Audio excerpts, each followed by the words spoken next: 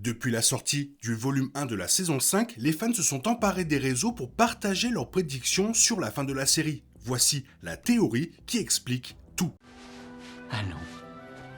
C'est l'heure de l'histoire, mon poulet au miel. On ouvre les petits volets. Cœur vaillant, œil sur la balle, on ne peut pas perdre.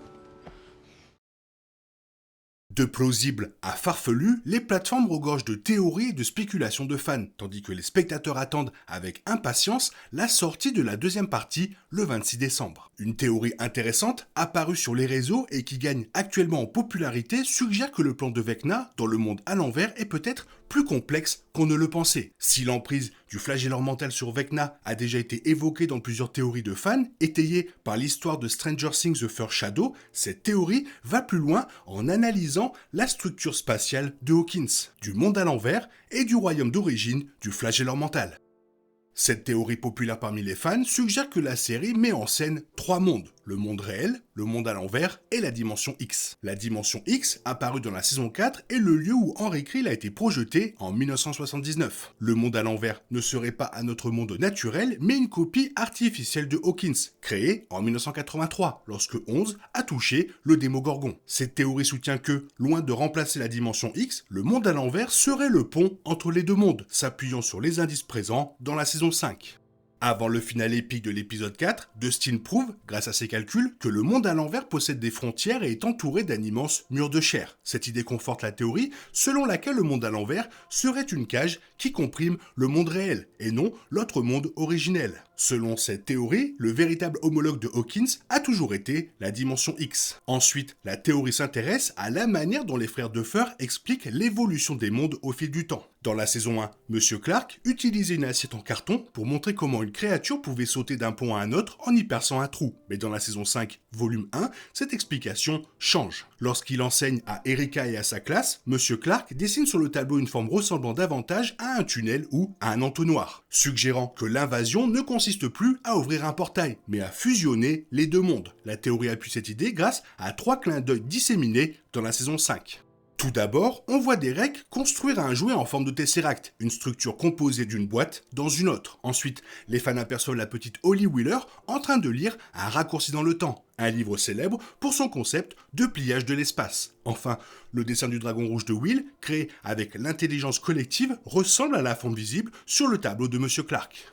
Ceci explique l'échec du plan de Vecna dans la saison 4. Vecna pensait que tuer 4 adolescents suffirait à percer le voile entre les mondes et Hawkins, mais cela n'a fait que provoquer les fissures que les fans ont aperçues à la fin de la saison précédente. La barrière entre les mondes ne s'est pas effondrée, elle s'est simplement fendue, et Hawkins est toujours là. Dès lors, selon cette théorie, Vecna sait qu'il lui faut quelque chose de bien plus important pour fusionner les 3 mondes en un seul. Vecna a besoin de 12 enfants. D'après cette théorie, 12 points d'énergie sont nécessaires à la structure de pliage du monde que Vecna tente de créer. Au lieu de cibler les adolescents, comme la saison dernière, il s'en prend désormais aux enfants, car, comme il explique à Will, ils sont plus faciles à contrôler. Si Vecna parvient à s'emparer de 12 enfants, la théorie affirme que le cercle se refermera, le monde à l'envers s'effondrera et la dimension X engloutira Hawkins entièrement. C'est alors que le véritable but de Henry sera révélé. Bien que Henry se croie le cerveau derrière tout cela, la théorie soutient qu'il n'est plus qu'un pion depuis son entrée dans la dimension X. Le flagelleur mental avait besoin du corps et des pouvoirs de Henry pour construire le pont vers le monde réel. Certains fans pensent même que le dragon rouge dessiné par Will pourrait être la forme finale du flagelleur mental une fois qu'il aura pénétré à Hawkins. Cette théorie a plus de sens que vous le croyez, mais avant de vous dire pourquoi, revenons sur la dimension X. La saison 4 a non seulement introduit Henry Creel Vecna, mais aussi révélé comment il s'est retrouvé dans la dimension X. Cette dimension parallèle au monde réel est celle où 11 bannit Henry lors de leur affrontement au laboratoire de Hawkins en 1979. Malgré un orage qui le frappe pendant sa transition, Henry survit et devient un explorateur de ce monde, peuplé de monstres tels que les démogorgons, les démochiens et les démobates, ainsi que des fragments de terre flottants.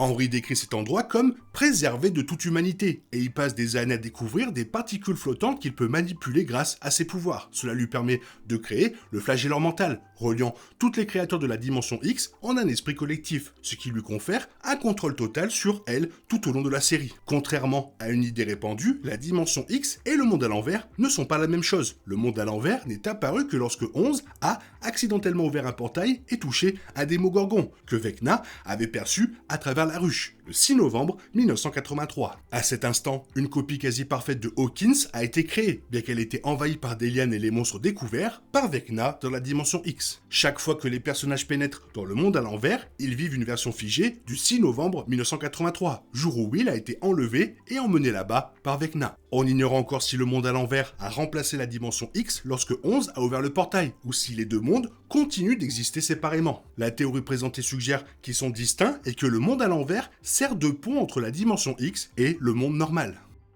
On sait déjà que la dimension X et le monde à l'envers sont deux mondes différents. La seule question est donc de savoir s'ils sont liés.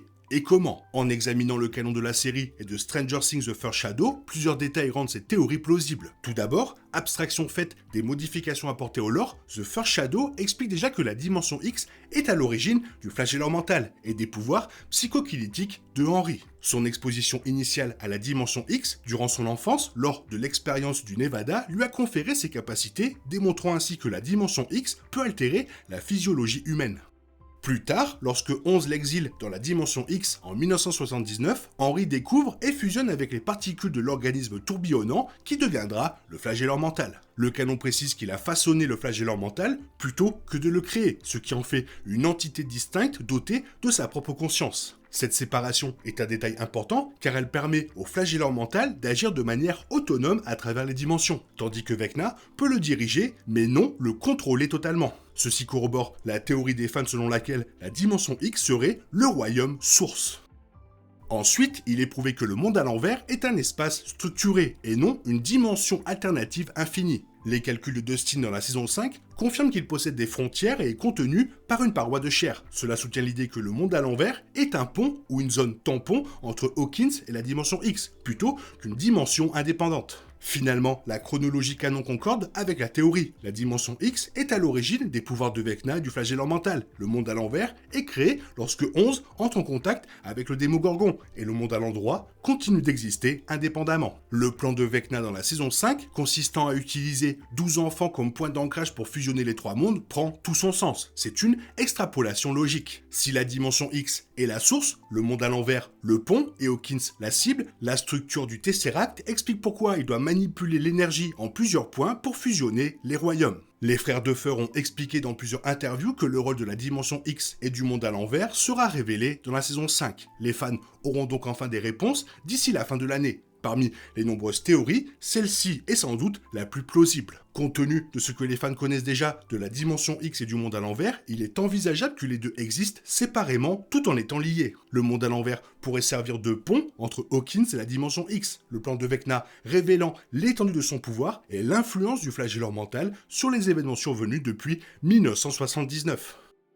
Car on ignore si le flagelleur mental est toujours en liberté lors des événements de la saison 5, ce qui, honnêtement, est peut-être encore plus terrifiant que de le voir semer le chaos à Hawkins. Le sort de la créature reste incertain, et Stranger Things nous a montré que certaines choses ne semblent jamais vraiment mourir. Will est toujours capable de sentir la présence du monstre, on peut donc supposer sans trop de risque que le flagelleur mental ne fait pas simplement une pause par ennui. Il est toujours quelque part et il prépare quelque chose. Ce quelque chose pourrait bien être l'affrontement final. Hopper a clairement indiqué qu'il ne voulait pas que 11 l'accompagne lors de ses déplacements furtifs car il ne pouvait pas risquer qu'elle se blesse et s'affaiblisse pour l'affrontement final. Il est probable que le même scénario se répète avec le flagelleur mental. Il s'abstient de participer à des combats mineurs afin de conserver toute sa force pour vaincre Hawkins et accomplir sa mission. Ayant déjà été blessé par 11, il serait justifié que la créature privilégie le rassemblement de toutes ses forces pour ce combat ultime. Les frères Duffer n'ont pas exclu la possibilité que le flagelleur mental soit le grand méchant de la série, et s'il y a une chose que cette saga nous a apprise, c'est que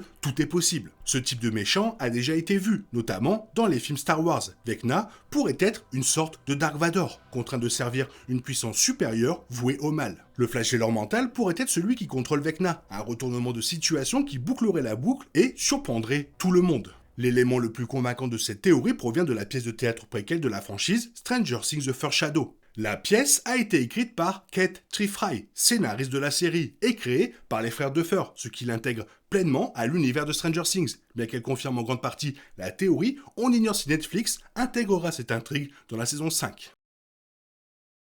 Et bien évidemment, cette théorie explique pourquoi un épisode du second volume s'appelle Le Pont, car le pont, c'est le monde à l'envers. Toi, qu'est-ce que tu en penses? Fais-moi part de ton avis dans la zone commentaire, et sinon, comme d'habitude, bisous bisous, bye bye. T'es toujours là, toi? C'est fini. Rentre chez toi. Allez, dehors. Naï, naï, naï.